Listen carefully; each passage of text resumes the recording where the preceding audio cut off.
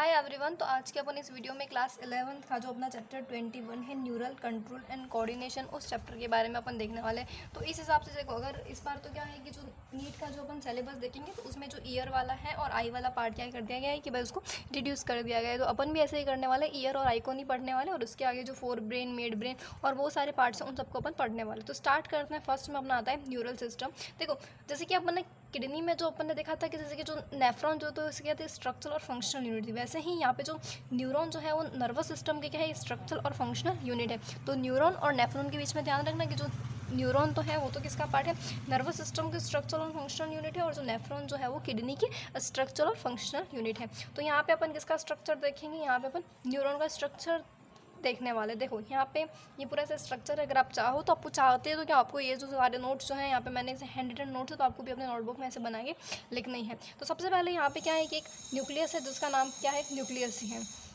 फिर यहाँ पे अगर अपन बाहर वाले देखेंगे तो कुछ हेयर लाइक स्ट्रक्चर अपन को दिख रहा है, तो ये क्या है, निस्ले ग्रैन्यूल है। इसके बाद अपन ये देखेंगे तो ये क्या है, डेंड्राइटस है, और ये जो है वो साइटोन है। और ये देखो, ये मतलब सबसे पहले ना न्यूरॉन के 3 पार्ट होते हैं, साइटोन, एक्सोन और एक्सोन टर्मिनल होता है। एक्सोन टर्मिनल, ये मतलब 3 पार्ट देख ले तो देखो साइटोन में तो कौन सा आ रहा है, डेंड्राइटस आ रहा है, न्यूक्लियस आ रहा है, निस्ले ग्रैन्यूल्स आ रहा है। फिर यहाँ पे ना एक छोटी छोटी सी, यहाँ फिर अपन एक्सोन में आ जाएंगे तो एक्सोन में यहाँ पे क्या छोटी छोटी सी सेल है। इन सेल को अपन बोलते हैं श्वान सेल बोलते हैं। यहाँ पे बाहर वाले जो लेयर है उसे अपन बोलेंगे माइलिन की शीट के नाम से जानेंगे, और इन दोनों के बीच का जो स्पेस है उसे अपन बोलेंगे नोड ऑफ रेनवियर के नाम जानेंगे। ये जो लास्ट वाला, ये जो कुछ ऐसे टेल टाइप कुछ दिख रहा है उसे अपन क्या बोलेंगे, सिनेप्टिकल नोब से नाम जानेंगे। और ये एक्सोन और टर्मिनल वाला पार्ट है। तो आई होप कि आपको इतना जो है वो समझ में आ गया होगा। अब अपन आ जाते हैं टाइप्स ऑफ न्यूरॉन में। तो न्यूरॉन के कितने टाइप होते हैं, तो देखो न्यूरॉन के ना 3 टाइप होते हैं, बाइपोलर, मल्टीपोलर, बाइपोलर और यूनिपोलर।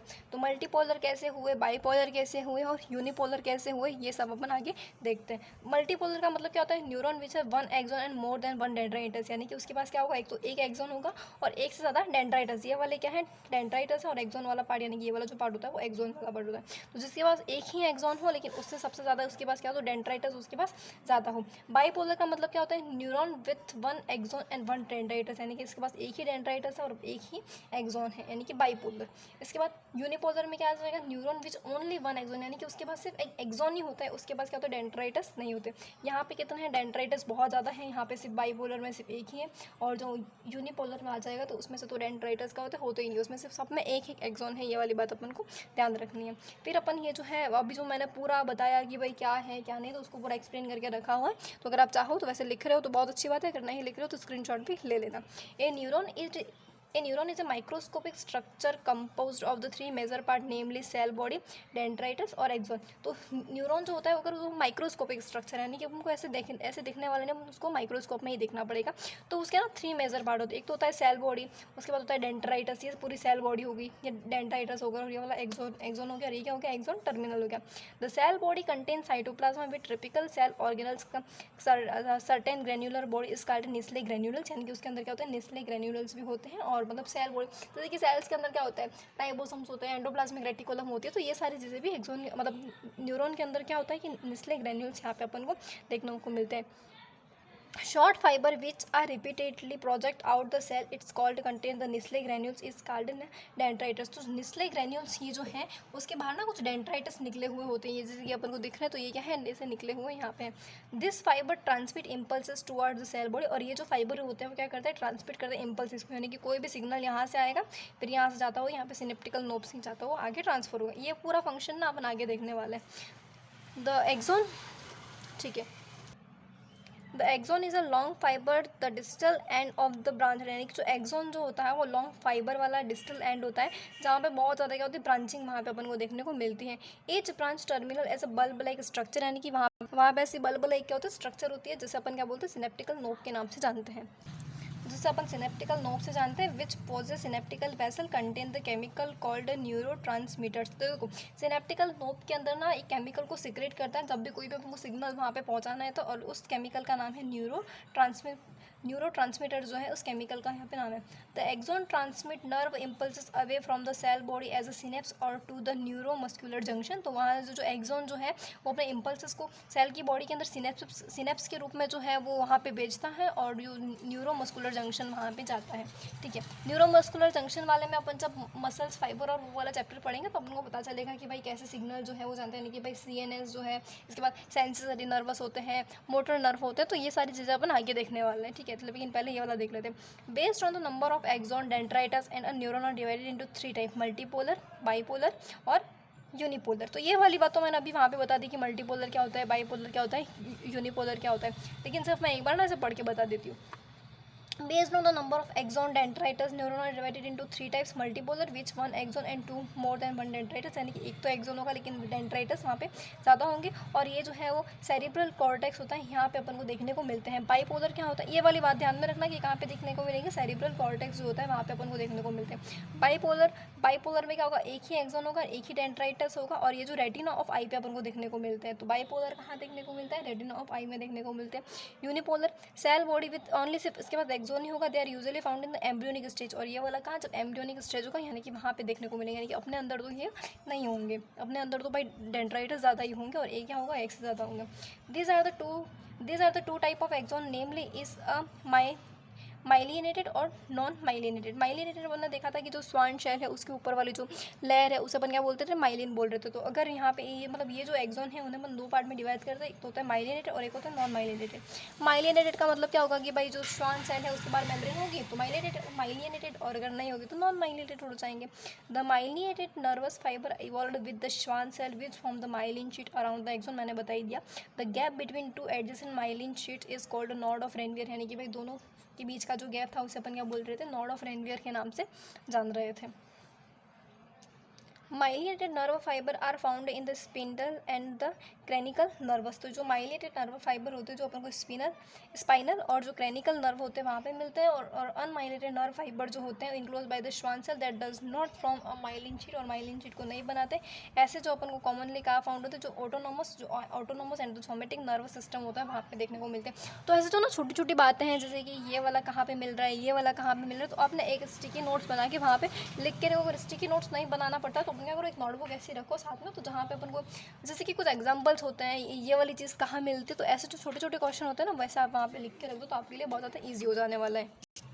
फिर अपन आ जाते हैं ह्यूमन न्यूरल सिस्टम में। तो ह्यूमन न्यूरल सिस्टम की बात करेंगे तो वहाँ पे नर्वस सिस्टम जो होता है वो 2 टाइप के होते हैं, एक तो होता है सेंट्रल नर्वस सिस्टम और एक होता है पेरिफेरल नर्वस सिस्टम। तो ये पूरा चार्ट से ना आपको समझ में आ जाएगा, ठीक है। तो देखो CNS में क्या होता है, makes with the brain and spinal cord. तो CNS यानी कि सेंट्रल नर्वस सिस्टम कौन बनाएगा, ब्रेन और स्पाइनल कोड बनाएंगे, यानी कि ब्रेन और स्पाइनल कोड जो होते हैं वो अपन अपना क्या बनाते हैं, CNS बनाते हैं। पेरिफेरल नर्वस सिस्टम कौन बनाता है, nerve which arises from the brain and spinal cord. ऐसी नर्व जो ब्रेन और स्पाइनल कोड से निकलती हैं वो क्या बनाती है, PNS, यानी कि पेरिफेरल नर्वस सिस्टम वहाँ पे बनाती हैं। अब जो देखो पेरिफेरल PNS जो होता है वो कितने टाइप का होता है, 2 टाइप का होता है, एक तो होता है सोमेटिक नर्वस सिस्टम और एक होता है ऑटोनोमिकल नर्वस सिस्टम। तो देखो सबसे पहले यहाँ पे तो CNS में तो फिर यही ध्यान रखना कि जो ऐसी जो मतलब जो ब्रेन और स्पाइनल कोड द्वारा बनाई जाती है वो, और पेरिफेरल जो उनके द्वारा जो नर्व्स निकलती है वहाँ से बनाई जाती है। अब ये जो PNS भी है वो 2 टाइप का है, एक तो होता है सोमेटिक नर्वस सिस्टम और एक होता है ऑटोनोमिकल नर्वस सिस्टम।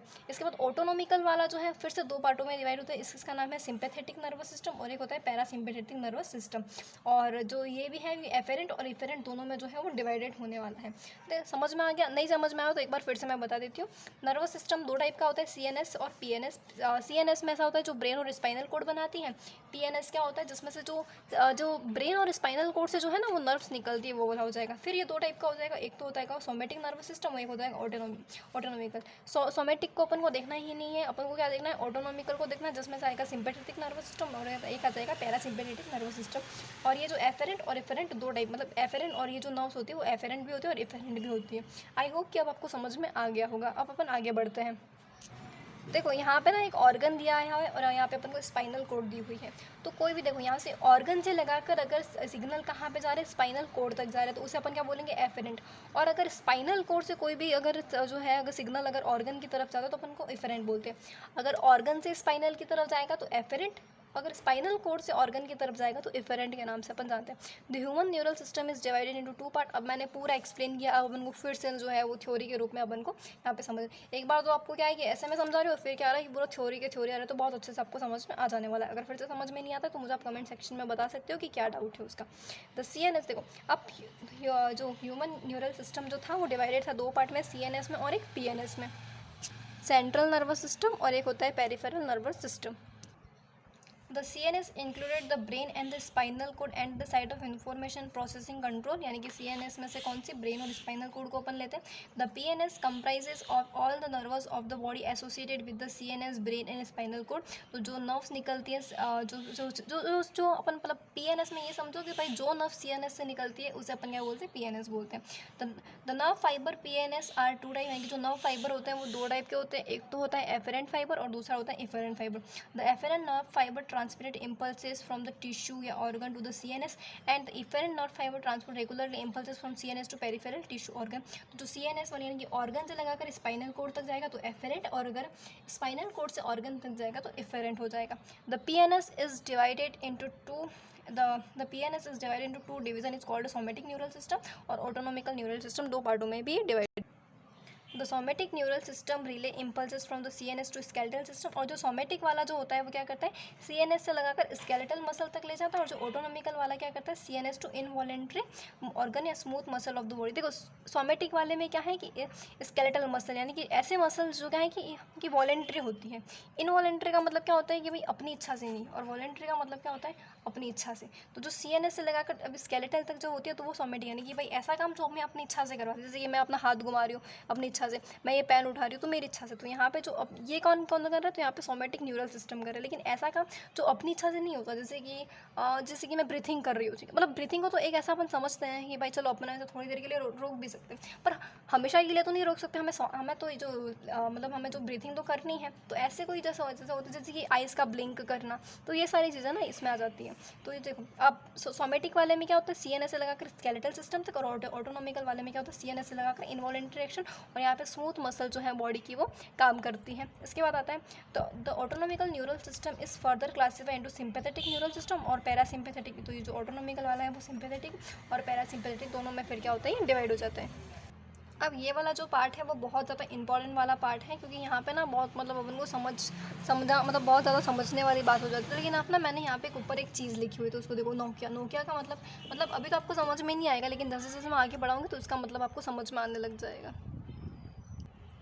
तो देखो नोकिया का मतलब क्या है कि भाई 3Na+ आउट होंगे और 2K+ यानी कि क्या होंगे, इन होंगे, और एक ETB का यहाँ पे यूज़ होगा। तो नोकिया का मतलब क्या है, नो का मतलब क्या होगा, सोडियम हो जाएगा, तो 3Na+ एंट्री करेंगे और 2K+ बाहर निकलेंगे, और वहाँ पे एक ATP का यूज़ होगा, और सोडियम हमेशा कैसा होगा, प्लस में होगा। ये अपना क्या है, न्यूरॉन है। न्यूरॉन का ये कौन सा पार्ट है, एक्सॉन वाला पार्ट है। एक्सॉन वाले पार्ट को अगर अपन ऐसे कट करके देखें तो अपन को इस तरीके से यहाँ पे दिखने को मिलता है। तो यहाँ पे प्लस का साइन है, यहाँ पे माइनस का साइन है, यहाँ पे क्या है, 3Na+ है, यहाँ पे 2K+ माइनस है। ये आउटर वाली मेम्ब्रेन है और ये इनर वाली मेम्ब्रेन है।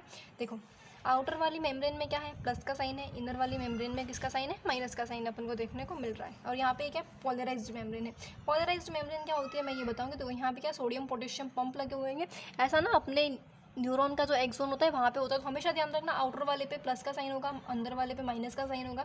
ये रेस्टिंग स्टेज पे उसका जो पोटेंशियल होता है वो कितना होता है, -70 होता है। ये वाली बात बहुत ज़्यादा इंपॉर्टेंट है कि भाई जो रेस्टिंग स्टेज पे इसका पोटेंशियल कितना होता है, -70 होता है। तो देखो यहाँ पे 3Na+ हो गए, 2K+, यानी कि 3Na+ क्या होंगे, बाहर निकलेंगे, 2K+ अंदर आ जाएंगे, और एक ATP का यहाँ पे यूज़ होने वाला है। ये मेम्ब्रेन कैसे पोलराइज्ड है, पोलराइज्ड का मतलब ये रेस्टिंग स्टेज पे है, रेस्टिंग स्टेज पे उसका पोटेंशियल कितना होता है, -70 होता है।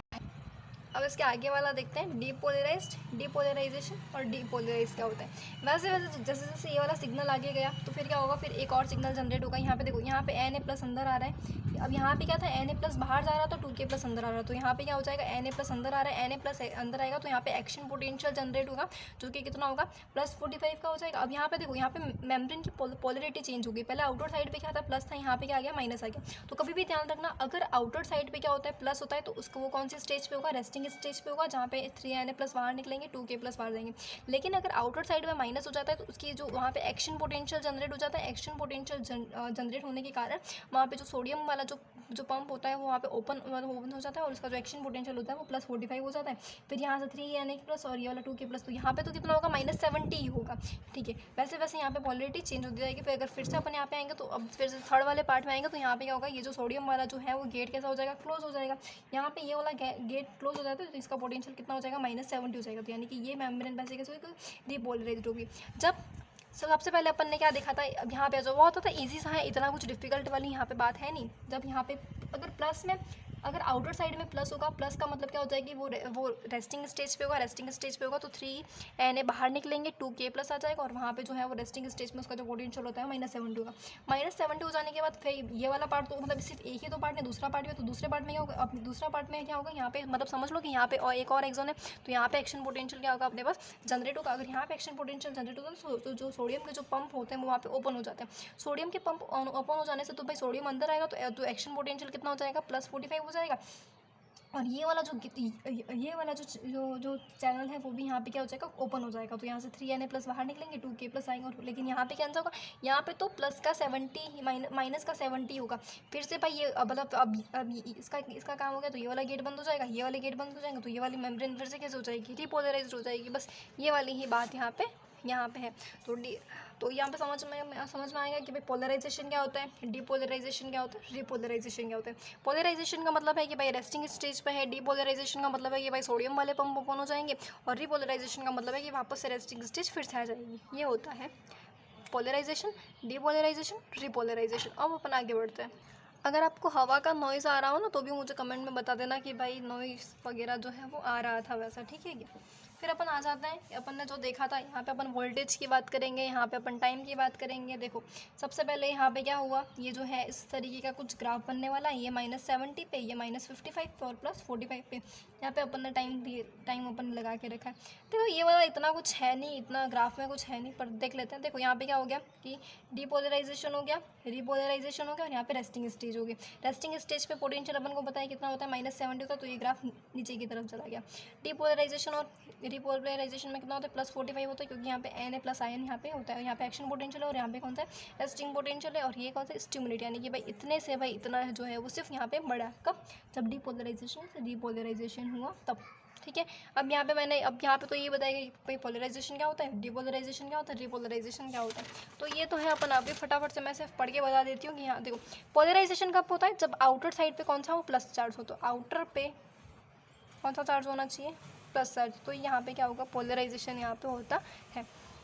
तो मैं सिर्फ पढ़ के बता देती हूँ। At the resting stage membrane by the Na and K pump is 3Na+ out and 2K+ ion in, and the membrane due to an outer side membrane plus charge and inner side of the membrane minus charge is generated at the moment of the voltage is membrane -70 MV. It is called resting membrane potential at the cell membrane is polarized. तो मैंने बता दिया 3Na+ बाहर जाएंगे, 2K+ अंदर आएंगे, बाहर side plus का, अंदर साइड माइनस का, और रेस्टिंग पोटेंशियल कितना होगा, -70 MV।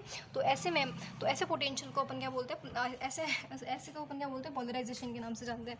डीपोलराइजेशन क्या होता है उसके बारे में देख लेते हैं। डीपोलराइजेशन में जो सोडियम वाला जो गेट है वहाँ पे ओपन हो जाएगा। At the time of impulse generated Na+ ion channel open, hence rapidly Na+ come into the inner side of the membrane.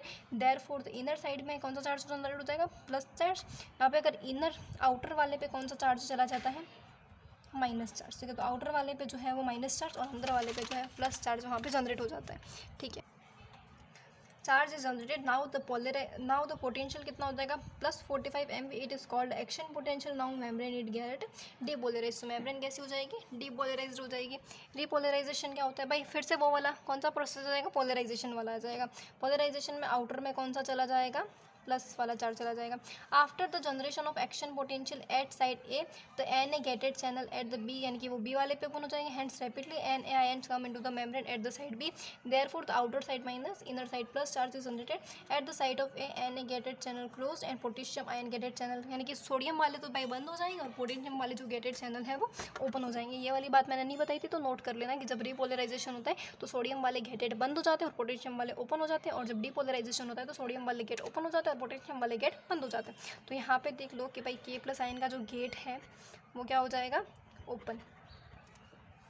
Rapidly come from the inner side and outer side membrane is hence membrane it gate repolarise, और इसे अपन क्या बोलते हैं, repolarisation के नाम से जानते हैं। अब ट्रांसमिशन ऑफ इम्पल्स, अब ट्रांसमिशन ऑफ इम्पल्स जो है ये भी बहुत इंपॉर्टेंट वाला पार्ट है, तो इसे भी अपन को क्या करना पड़ेगा, देखना ही पड़ेगा। ठीक है, अब इतने तक जो पढ़ा ये तो पार्ट फर्स्ट है। अब इसका जो पार्ट सेकंड जो होगा, यानी कि इसी चैप्टर में अपन 2 पार्ट में डिवाइड कर देने वाले हैं। इसके बाद ट्रांसमिशन ऑफ इम्पल्स हो जाने के बाद फिर अपना जो टॉपिक बचेगा वो ब्रेन के बारे में होगा। देखो अपन ने देखा था कि ये एक्सॉन है, एक्सॉन का टर्मिनल था, एक्सॉन का टर्मिनल के बाद कुछ इस तरीके से ऐसा कुछ निकल रहा था। ठीक है, ये वाला जो है, फिर यहाँ पे ये डेंड्राइटस। ठीक है, तो ये वाले जो है ये एक्सॉन है और ये क्या है, एक्सॉन टर्मिनल है, और ये मैंने बताया था कि क्या सिनेप्टिकल नोब है। ठीक है, अब यहाँ पे आ जाते हैं। यहाँ पे आने के बाद ये अपन को एक्सॉन टर्मिनल दिखा, एक्सॉन टर्मिनल से कैल्शियम आयन अंदर आ जाएंगे। ये क्या है, सिनेप्टिकल वेसल है।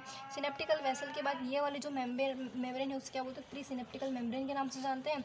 ये बीच में जो गैप है उस गैप को अपन क्या बोलते हैं, सिनेप्टिकल क्लेफ्ट के नाम से जानते हैं। ये वाले जो मेम्ब्रेन है उसे अपन बोलेंगे पोस्ट सिनेप्टिकल मेम्ब्रेन्स, और ये वाला है उसे अपन रिसेप्टर्स के नाम से जानेंगे, और ये वाला जो इसे अपन क्या बोलेंगे, न्यूरो ट्रांसमीटर्स के नाम से जानते हैं। कुछ नहीं, अपनी नोटबुक में ऐसा डायग्राम बनाओ, तो आपको ऐसा डायग्राम बनाना है और पूरा लिखना है। देखो यहाँ पे क्या है, एक्सॉन है, ये वाला पार्ट एक्सॉन है, एक्सॉन के बाद यहाँ पे क्या है, ये एक्सॉन टर्मिनल है, एक्सॉन टर्मिनल के बाद यहाँ पे अपन ने क्या देखा था, सिनेप्टिकल नोब देखे थे, तो सिनेप्टिकल नोब ये सारे हो गए। अब इसको और जूम करके देखेंगे तो कुछ और अपन को देखने को मिलेगा। तो यहाँ पे सब, अब देखो एक्सॉन हो गया, एक्सॉन टर्मिनल हो गया, यहाँ से कैल्शियम आयन अंदर आएंगे क्योंकि यहाँ पे कुछ कैल्शियम आयन का कुछ काम होगा।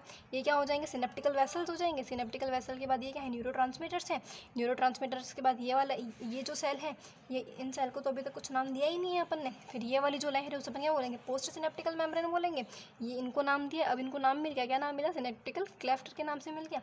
अब ये जो है ये क्या है, रिसेप्टर है। प्री सिनेप्टिकल मेम्ब्रेन, सिनेप्टिकल क्लेफ्ट, और जो पोस्ट सिनेप्टिकल मेम्ब्रेन है उसे अपन क्या बोलते हैं, साइनस, साइनपेस के नाम से जो है अपन उसको जानते हैं। अब इसके आगे का जो फंक्शन है वो अपन नेक्स्ट वीडियो में करेंगे, क्योंकि ये वाला जो है वो बहुत ज़्यादा बड़ा हो चुका है। ठीक है, तो अपन मिलते हैं नेक्स्ट वीडियो में।